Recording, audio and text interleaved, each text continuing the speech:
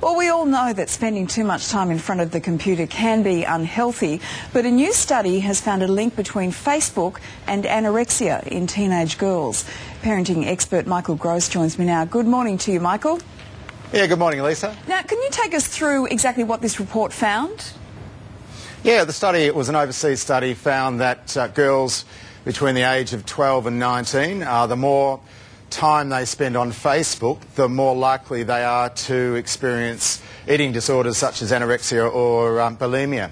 And the other side of that is that the more their parents were involved in their online life, the less risk there were. So it was an interesting study. It was a fairly small group, I must say, and it did look at a correlation rather than the causes. So definitely that correlation between time spent online and eating disorders was established.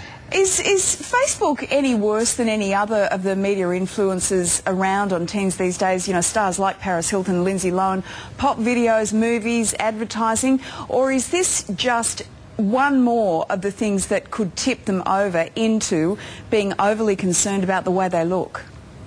Yeah, that's a good point. The girls in this study suggested that Facebook was probably worse than the glamour magazines you're talking about. We're talking about young people at a very vulnerable age. They're trying to work out who they are, and body image issues are really strong.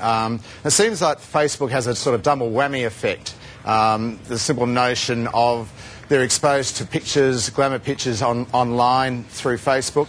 And also there's that notion of commenting, and young people do take notice of what their friends say. So there's very much that reinforcement effect which perhaps can happen with Facebook.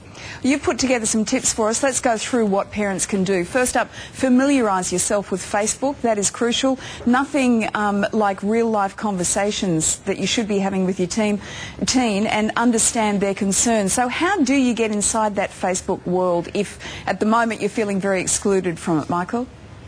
Yeah, look, it's a hard one, but I think you can't put your head in the sand and you can't ban kids. That's certainly the case. So if you're not familiar with Facebook yourself, get online, get your own page, and start talking to the kids about it as well. But so that's the first step.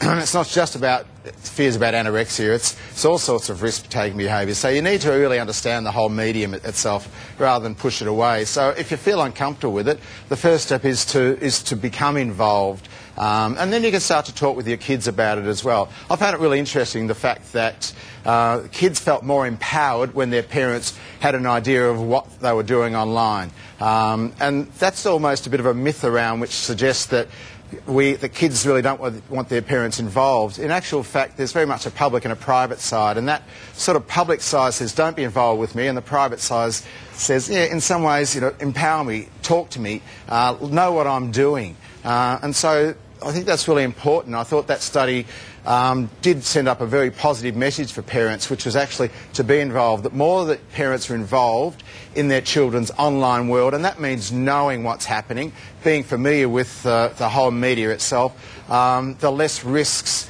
that young people were exposed to. And one thing's for sure, Facebook is not going away. Michael Gross, good to talk to you. Thanks for that. Thanks very much, Lisa.